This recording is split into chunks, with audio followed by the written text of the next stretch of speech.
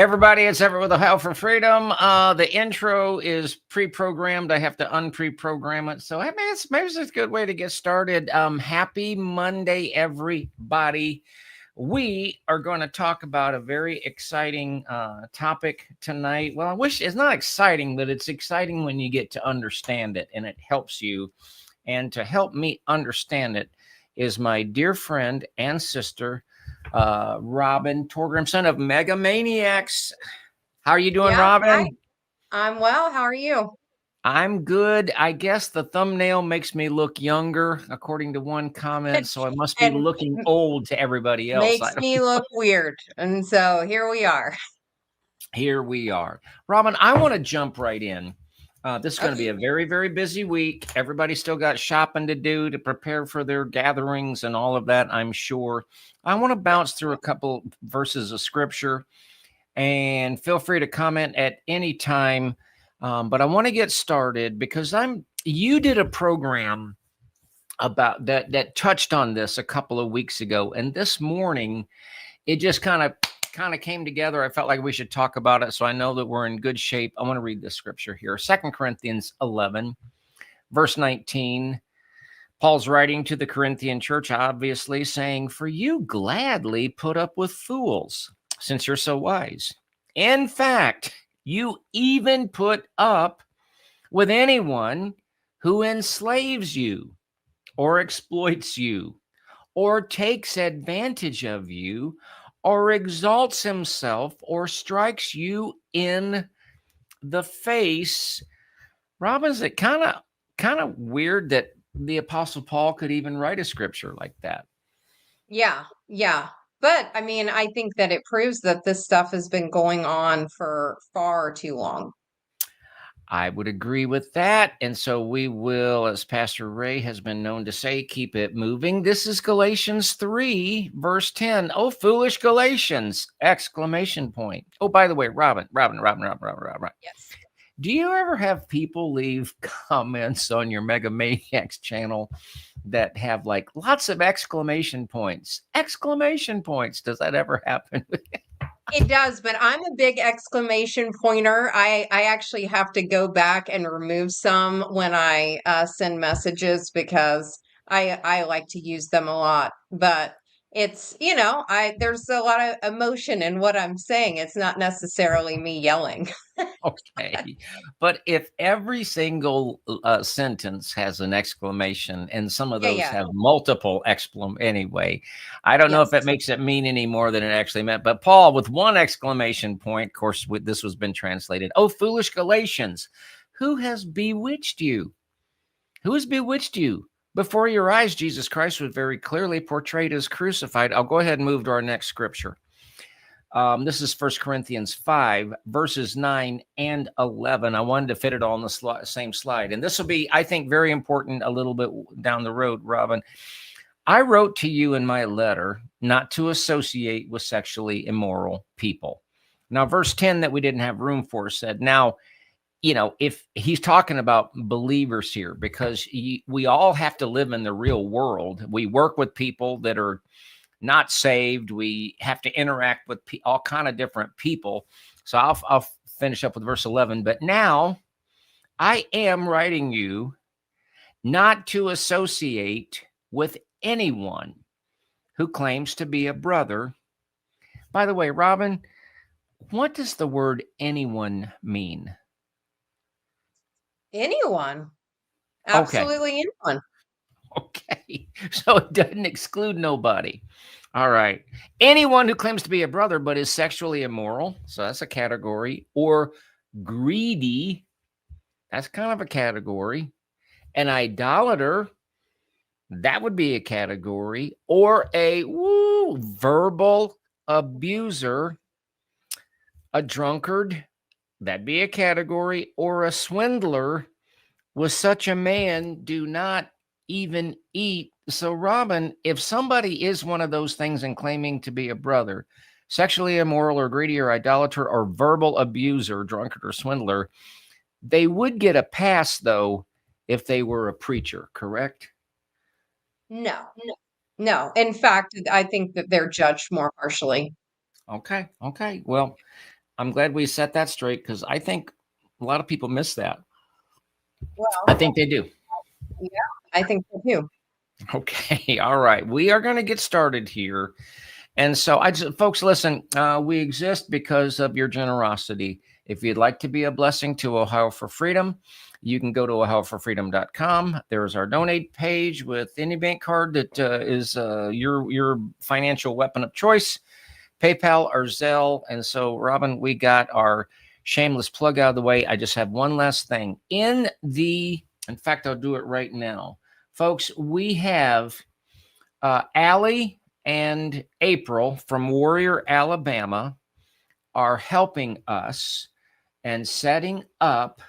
I'm putting it in the comments. This is an anonymous Facebook page that you can, it is a safe space. It's called the Freedom Page.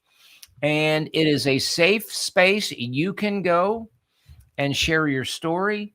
You can go and ask questions, and your input is monitored by the administrators. That would be April and Allie. So there can't be no crazy people in there. Nobody, and all posts will be looked at before they're released, because nobody's going to be outed. Nobody's anonymity is going to be blown. But check it out. And we, Robin, actually really excited about that, because I sometimes feel like there's folks that they'd love to talk. They're afraid. They want to get out. They want to. Does that, what I've explained so far, does that make sense to you, the casual Oh, observer? absolutely. Well, not only that I experience personally, but we see it all the time now that, there are people that have information, but they are afraid to speak, even if it's just to one of us, and us telling them, like, this is going to stay confidential if you want it to. And they're still very fearful, or they feel like they have to use an alias, or, whatever. Yep. And Robin, I think I know the answer to this, but I want to ask it so that you can answer it. Do you ever encounter, like, you've talked to someone, I'm going to call a victim, and you establish a rapport with them, and maybe they even do an interview and they tell their story. And then as a result of that, somebody else hears that story and they go, oh my gosh, that is the same thing that I went through, the same thing that happened to me. Do you see that, ma'am? Absolutely. And that is a huge vindication. I actually just spoke to someone yesterday about vindication for some things that he witnessed, and he questioned, or witnessed, or experienced, and he questioned it until he heard someone else say, the same thing, or say this is wrong, or why is this happening, and how vindicated he felt, and how that just took a huge weight off of his shoulders, that this was not something just happening to him, or that he was experiencing. And really, once you get into this space, Robin, wouldn't you agree? Like, that's actually kind of how it works, folks. The Oh enemy yeah, really wants you to think whatever happened to you, it only happened to you. It's never happened before or after or since, or it's isolated to you, and you better not ever talk about it. Would you agree that's with right. that, Robin? Okay. Absolutely. Yeah. The title of the episode is Pentecostal Stockholm Syndrome. I think we're calling it. Robin, can you kind of quickly, or just could we start this discussion by you giving us kind of a basic working definition of Stockholm Syndrome, and also, if you don't mind, like trauma bonding, because they're pretty closely related. But could Oh we yeah. ask you to do that, please? Sure. And I actually found a definition of trauma bonding, so I'm going to use that one. But Okay. with Stockholm syndrome, it's a survival based bonding with an abuser that the abused experiences, and so um, they it's a something psychological that's basically like a survival skill almost, that they can continue to survive if they are forced or sometimes choose, unfortunately, to stay in this very toxic, abusive relationship. Okay. And um, did I say that well enough to You go said on to that really trauma well. bonding? Yeah. Okay. And there's a lot of guilt and fear around leaving with Stockholm syndrome. But this definition I found actually for trauma bonding, it was so good that I'm going to actually just read it verbatim. And it says, trauma bonding is a psychological and emotional attachment that forms between a victim and an abuser through cycles of abuse, manipulation, and intermittent reward. Because the abuse is mixed with moments of kindness, affection, or make-up behaviors, the victim's brain becomes conditioned to confuse the relief from abuse with love, creating a powerful and unhealthy bond. And that has to be the most right on definition that I have ever heard for trauma bonding. Would you mind? I agree with you. Would you mind rereading, like, right at about, I think it's the word because, right about there? Because that is just so powerful, if you don't mind. Sure. Because the abuse is mixed with moments of kindness, affection, or makeup behaviors, which is also known as love bombing. Yep. Okay. There's, you is where they're being very kind to you and they're buying you things and taking you out, or if it's a personal relationship, and if it's a relationship with like an abusive pastor or an abusive religious system, then you might receive some accolades, or special call out of being special and anointed in this or that. And then there's they go back, unfortunately, with to the abuse. But so because the abuse is mixed with moments of kindness, affection, or make-up behaviors, the victim's brain becomes conditioned to confuse the relief from abuse with love, creating a powerful and unhealthy bond. Wow. And Yeah, And with Stockholm syndrome, and that's not a formal mental diagnosis, I learned today. I did some study on that. But everybody in psychological fields knows exactly what you're talking about. But sure. Stockholm syndrome also has to do with if the victim is very fearful. If the brain thinks the brain is in danger, and it's fear, then that like little momentary kindness is actually like, ooh, I get to live. And you but in either way, it's almost like somebody's psyche, it's like they get addicted to those intermittent moments of hope. Does that kind of make Sure. sense?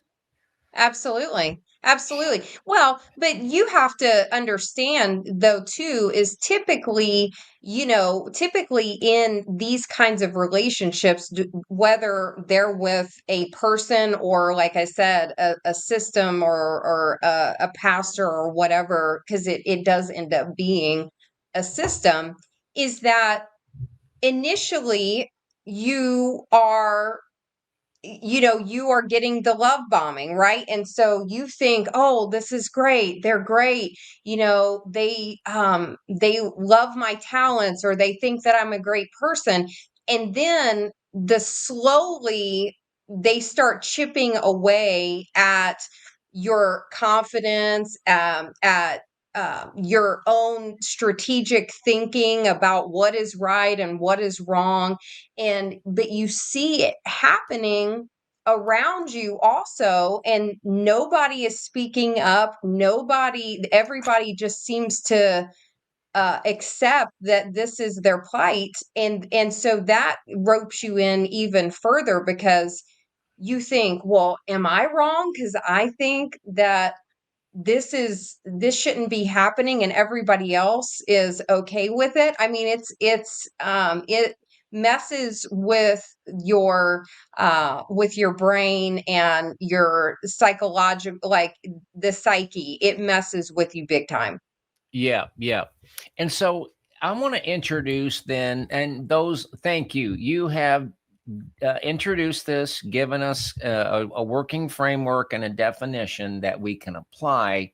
And what I'd like to do is kind of take a little bit of a turn and talk about that in a ministry, in a cult-like ministry setting. Okay, uh, there's so often this element of secrecy involved, that part of what's going on is like bringing people into secrecy. And so I did a little research, and we got just a little uh I've got a 10 slides. We won't go through all of this, but what I would like to do is read the heading and then just Mhm. ask you to comment. But we're trying to look at, because then we're going to look at some real life examples, y'all, like some real life right now examples. But how about this one, Robin? Number one, secrecy creates the quote closed world needed for dependency. Could you react to that, please? Oh, absolutely. That's just what an abusive spouse would do. They isolate you from your family and your friends so that you don't necessarily have anybody to turn to if you ever think about trying to get out. And Gotcha. the voice that they hear is the voice that they want them to hear. Okay. And the key effects, members forget how people outside the group think.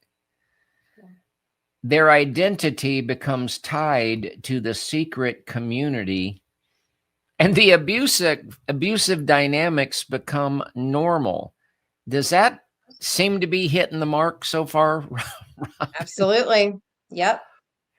Yes. You- do you see that in, I know you are focused on World Harvest Church, but do you encounter these dynamics in the work that you do? Absolutely. I mean, not only, like I said, did I experience even to the point where I was desensitized to a lot of the things that were happening. Not that I knew they were wrong, but I should have been outraged when it was happening. And, again, I mean, I needed that job, to support my kids. And so I think that even with me, I would justify things or make them seem like not as bad as what they were in my head so that I could continue going. We're going to keep rolling. That's very well said, and I appreciate it. Here's point number two: secrecy makes the leader seem more powerful than they really are. Would you care to elaborate on that, please? Oh, well, everybody wants to be, in that inner circle, or they want to be like a part of whatever is going on. And so, you know, at World Harvest, I mean, I'll use that as an example. They would have certain meetings, and people would get like kicked out, banned from the meeting, and then completely shunned after that. So these environments will create opportunities for the leadership to that they're in control all the time. They're the ones that are so important, and they're hearing from God, and so you better listen to them, or Satan's going to get you, or whatever. I Yeah, mean, it's yeah. all fear mongering, but yes. Yes. Um, the I like that last summary statement. This sets up a classic Stockholm condition. Only my captor can keep me safe. Thank you. Ladies and gentlemen, that is a very, very good friend of mine, and I'm so proud of the work that she does, and it's just incredible. And I called her this morning. I said, "I could really help me," and boy, she knocked it out of the park. Folks, if you would like to support the program, you can go to our website, ohioforfreedom.com. A beautiful, beautiful, beautiful donate page, and we certainly appreciate your help and your generosity. And folks, I'm gonna make an announcement that I could have made earlier, but be on the lookout, because we have actually a couple of bombshells coming your way in the next couple of days. Until next time, God bless you, God bless your family, God bless the state of Ohio, the United States of America, and good night to all our friends around the world. Good night, everybody. I hear the sweet sound of freedom.